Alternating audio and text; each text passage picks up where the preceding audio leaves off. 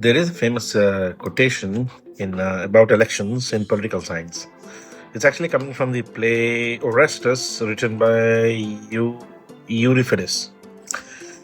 When one with honeyed words but evil mind persuades the mob, great woes befall the state. This is exactly how I can define the state of Delhi.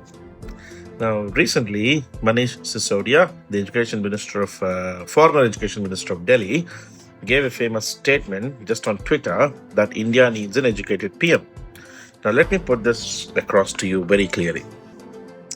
Yes, India had a great educated CM of Delhi. Now, his name is Arvind Kejriwal.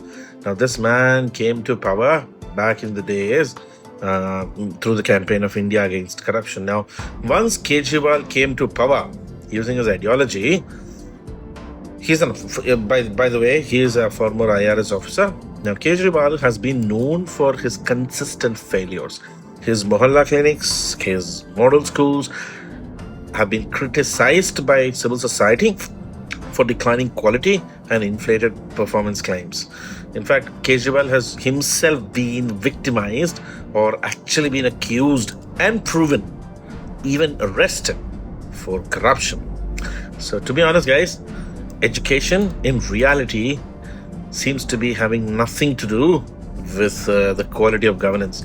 Now, Kejriwal's many of the flagship education programs like the model schools were in fact corrupted with more than 100 to 190 students per class, directly violating the right to education. And some of his major promises like cleaning of the Yamuna River, the curbing of the air pollution, clearing Delhi's landfills, everything has remained completely unfulfilled from 2020, and this is 2025. Kejriwal's very coming to power, talking about anti-corruption, in fact, eroded very fast, as quick as it came. In 2021, in fact, he was arrested for Delhi's liquor policy and even money laundering charges. His official residence was even renovated at the cost of 33 crores in public. In fact, in his very first term of governance, he even used to travel in a Wagoner, a normal Wagoner without any escort. Now, this man, the so-called educated CM, ended up becoming one of the worst CMs in the history of this country. Kejriwal's leadership style has always been labeled as autocratic. And in fact, many of his favorite supporters in the early days like Yogendra Yadav, Prashant Bhushan, Kumar Vishwas, Swati Maliwal, everybody quit him as soon as they realized that he is not what he talks. Critics have also always claimed that Aam Aadmi Party has become overly centered around his personality and his completely centralized governance. It's almost like dictatorship how he ran Delhi. In fact, it's very clear.